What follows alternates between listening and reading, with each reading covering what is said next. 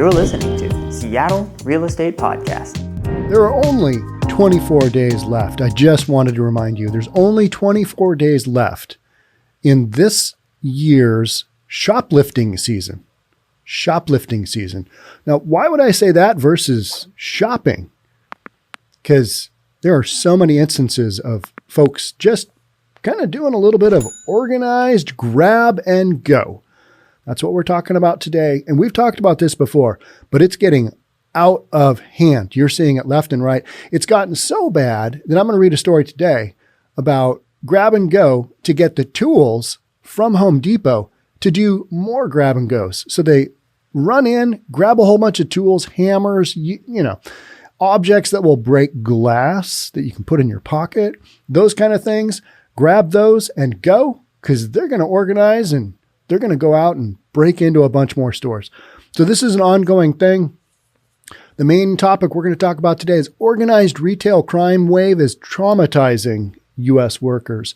Why do we care about this on a real estate podcast? This is business economics. These are workers in today's economy. These are stores selling stuff. You've got people in an organized, when you've got 80 people running into, I think, was it a Nordstrom, running in, running out, you've got like a dozen cars waiting to haul all the people out of there with all their goods, their stolen goods. That's organized. That's a crime mob happening. And that impacts communities. And communities are what makes real estate. So that's why we're talking about this. This is an ongoing thing. I think a lot of people are just kind of ignoring it, saying, oh, yeah, did you see what happened to that Nordstrom? That wasn't good. No, sure didn't happen. Not in my backyard. Didn't happen in my backyard. No, but definitely happening in San Francisco, isn't it? Yeah. And it's happening elsewhere, isn't it? Yeah. That's what we're going to talk about. All right, let's jump on into it. Organized retail crime wave traumatizing U.S. workers. Amid a surge in organized shoplifting, Best Buy CEO Corie Barry has said that the crime wave is traumatizing employees and making hiring and keeping staff difficult. It's already hard with the whole pandemic. You're open, you're closed, you're open, you're closed for a lot of businesses. It's hard to retain workers because they've had all that cold, hard Fed cash pumped into the system and they didn't really feel like working. And now they feel like less working because they've been off for a while trying to figure out, all right, do we go back? And if you're looking at taking a job where you might have somebody break in while you're working, and by break in, I mean do a dash and go, which is where they just come in and steal a bunch of stuff. And if you're working in the store, you're supposed to just basically put your hands up and say, don't hurt me. You know what I mean? That's corporate policy. So the retailer, Best Buy, is not the only outlet targeted by criminals. Organized shoplifting has increased dramatically over the last 2 years during the pandemic. Illinois Attorney General Kwame Raoul warned in September. Raoul pointed to shocking figures from the retail industry. Theft investigations were up 86% at Home Depot. Those are just investigations, up 86% at Home Depot. Shoplifting was up 30% at CVS. And we've talked about CVS shutting down a bunch of stores because they're just like, yeah, this whole brick and mortar thing isn't really working out. We're losing our shirts, especially in like San Francisco. We're going to shut down a bunch of stores. And Lowe's Home Improvement recorded $1.3 million in losses due to theft last year, compared to $388,000 in 2019. So literally almost 4 times. And almost quadrupled the number of losses at Lowe's. Since Raoul sounded the alarm, shocking videos have emerged showing brazen thefts by organized gangs in the Attorney General's own city of Chicago and as far afield as San Francisco, California. It's been all over, hasn't it? But the majority of the dash and go, grab and go, they've been in California. Got a little video here. It was on Twitter. $100,000 in handbags stolen at Louis Vuitton store near Chicago. Saw that one where they just ran in, and there's security cameras on all this stuff. if you're not going to get caught, somebody in your crew is going to get caught. And we're seeing that left and right. Those people are going to roll over. So this whole thing, it might put some quick cash in your pocket for the holidays, but you might also be spending the holidays in jail. Best Buy encourages employees not to confront shoplifters, with Barry telling CNBC that priority one is just human safety. However, this non-confrontational approach, coupled with law enforcement apparently prioritizing other kinds of crimes, Barry said, makes the problem hard to deal with because they're stealing so much stuff. And so blatantly, I mean, they're literally just, bashing windows, running in an organized fashion. They've got the getaway cars lined up. They know what they're going to steal. They steal it. They haul ass out of there. It reminds me a lot of what happened at the beginning of the quote unquote peaceful protests that degenerated into violent rioting, and oftentimes exactly what we're talking about. I watched it happen firsthand here at Bellevue Square Mall, where they did the bash into stores and run in and steal all kinds of goods. Anybody who lived in the downtown Bellevue core has a story about, I saw these guys just hauling all kinds of clothes and stuff out of Bellevue Square. They're dropping stuff in the street. That was a real thing. That was part of that whole deal, and it's continuing. Speaking on an earnings call earlier this week, Barry said that Best Buy would lock up some of its merchandise and hire more security guards in certain locations. That's probably not a bad call. Best Buy employs more than 100,000 people in more than 1,000 stores and is the U.S. second largest consumer electronics retailer. However, its problems with organized shoplifting aren't unique. More than 36 other retailers and manufacturers that make up the Best Buy or Buy 𝒂𝒄𝒂𝒕𝒍 coalition have pointed to a moderate to considerable increase in organized theft since before the COVID-19 pandemic. Since the onset of the pandemic, thefts have only increased, with loss prevention expert Tony Shepard telling CBS News that the rise in online shopping has given thieves access to more customers to fence their stolen merchandise to. Though their profits are generated online, the criminals pose a real-world threat to retail workers. Some 86% of retailers told Buy 𝒂𝒄𝒂𝒕𝒍 that a staff member had been threatened by a shoplifter. 86% of retailers have had a staff member threatened by somebody coming in and stealing stuff from the store. While 3/4 said that an employee had been physically assaulted. 75% of the employees have been physically assaulted by somebody running in and doing a grab and go. Organized retail crime is leading to more brazen and more violent attacks in retail stores throughout the country, Homeland Security Investigators Director Steve Francis said last week. Tackling this growing threat is important to the safety of store employees, customers, and communities across the country. So that's kind of the overview story. Let's take a look at a couple of, instances that have just recently happened. And here's the one. Flash mob robbers hit California Home Depot. 4 suspects arrested. 4 people police believe were involved in a flash mob robbery. Literally, we're calling this a flash mob robbery. And I've noticed quite a number of these hit the national news over the Thanksgiving kind of break there, right? So we had a flash mob robbery at Home Depot in the Lakewood Center Mall on Friday night, and they have been arrested in Beverly Hills. The Home Depot incident was one of several brazen robberies playing out around Los Angeles on Friday, LA, and San Francisco, including one where a security guard was punched and another where an employee was sprayed with a chemical agent. So there's your employees being impacted, right? They're just trying to do their job. And you've got these jokers coming in and doing this kind of stuff. It's really sad. And then for a lot of these areas, don't have enough police personnel, don't have enough horsepower to do anything about it. And even if you did arrest them, they're probably not going to be prosecuted because in California, you've got that whole, Proposition 48, where if you steal something under $950, like a hammer from Home Depot, you're not going to do any time. It's a misdemeanor. Beverly Hills police officers received a call regarding 6 vehicles driving with no license plates near Beverly Drive and Dayton Way, Just after 9 p.m. Friday, Police Chief Dominic Rivetti said, the officers stopped 2 cars and found several adults and 2 infants, Rivetti said. Ultimately, they detained 4 people who were later arrested by Los Angeles County Sheriff's Department on suspicion of their involvement in the Home Depot robbery. And what gave them away? A whole bunch of tools that they didn't have a receipt for that all said on their tags, Home Depot. I'm making that part up, but doesn't that seem like a logical leap of logic there? So 8 teenagers or young men entered the Home Depot in the 5000 block of Hardwick Street at about 7:45 p.m. and stole tools, including hammers, crowbars, wrenches, and sledgehammers, according to the Sheriff's Department. We tried to stop them, store employee Louise Romo told Fox 11.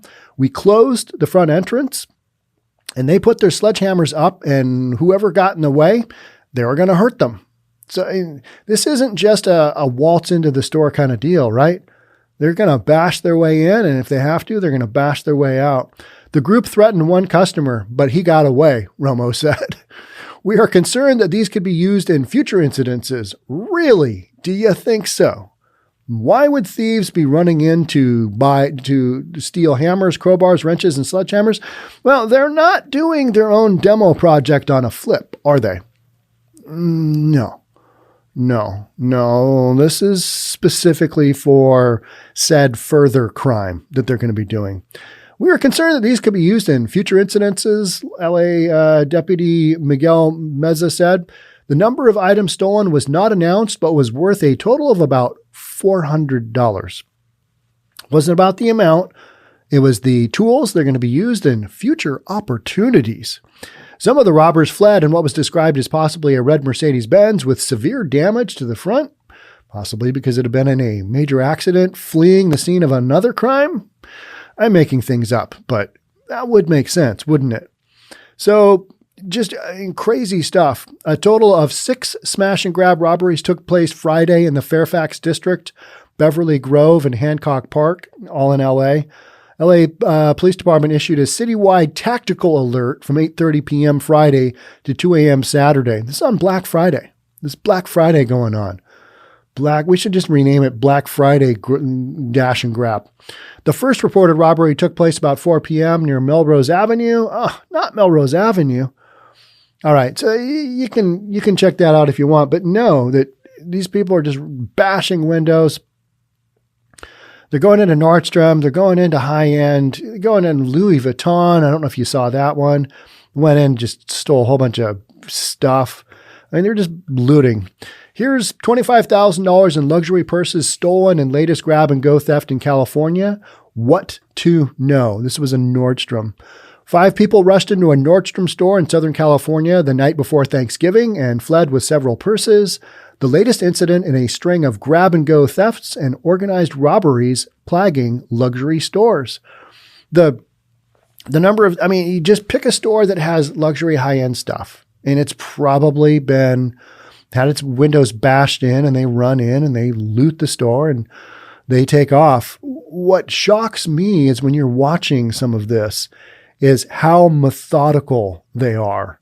I mean, this is a business. This is a business of crime, running in, stealing stuff, hauling ass out, getting to that getaway car.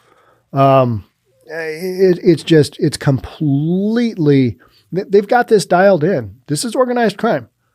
And because of the internet and because of, how easy it is to set up a store on Amazon, they can just go in and sell their stuff all day long.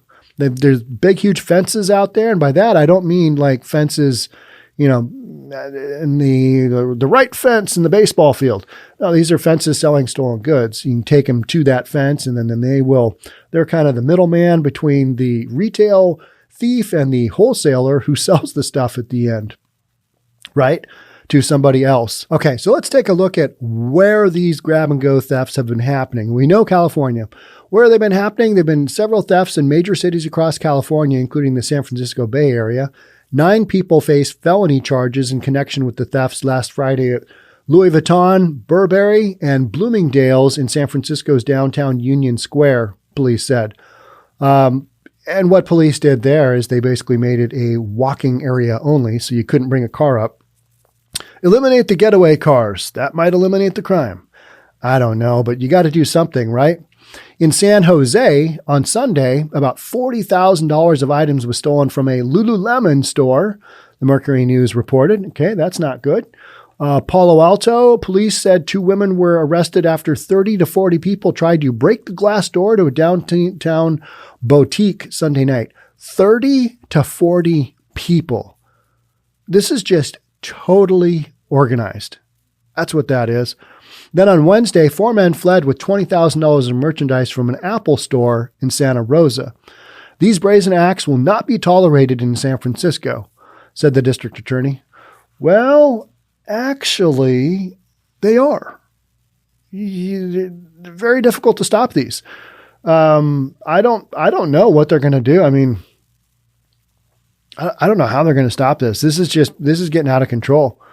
After Nordstrom robbery in California, will other retailers be next? Experts say yes. I don't think that's hard. So what's next? Police in affected areas have increased patrols as stores have ramped up security. And this is coming at the time where these stores need to sell as much stuff as possible to ensure that they're in business next year again. That's literally how this goes. The retail season for the Christmas holiday shopping season, they make up so much of their profits during this time period. And you might say, well, screw corporate. I don't care about corporate. I only shop local. All right. This affects everybody because you've got businesses, you've got commercial real estate, you've got taxes, you've got employment taxes, you've got all kinds of stuff that this impacts if people aren't comfortable going out and shopping in stores. Because could you imagine you're going to your local Tiffany's because you want to impress your new fiance. I'm going down a road here. You want to impress your new fiance that you really love her and that you are going to marry her and you're going to stay with her to the bitter end. Partners for life until it doesn't work out. And then, you got a splitsville anyway. But don't worry about that for now. You're going to buy her something really important from Tiffany's. Now, if you know that Tiffany's has been broken into before, are you, when you look up, all right, which Tiffany's am I going to go to? The one close to my house? Okay, yeah, they got robbed. I don't know. I might go across town and go to that one. I mean, you're going to have some thoughts in your head of, well, does she really want that thing from Tiffany's that she said she did? Because I could probably go to a different store that hasn't been broken into, and maybe I go there, or do I go there? Because odds are they're going to get hit next.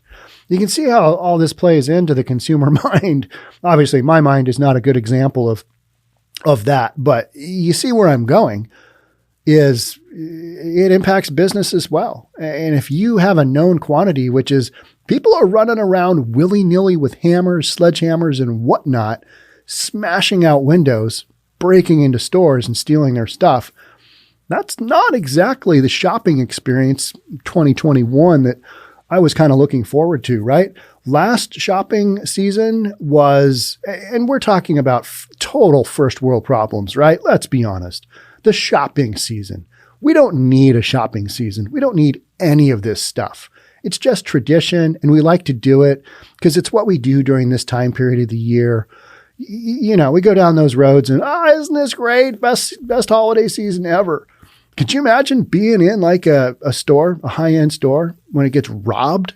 That might leave a not so good shopping experience taste in your mouth, right?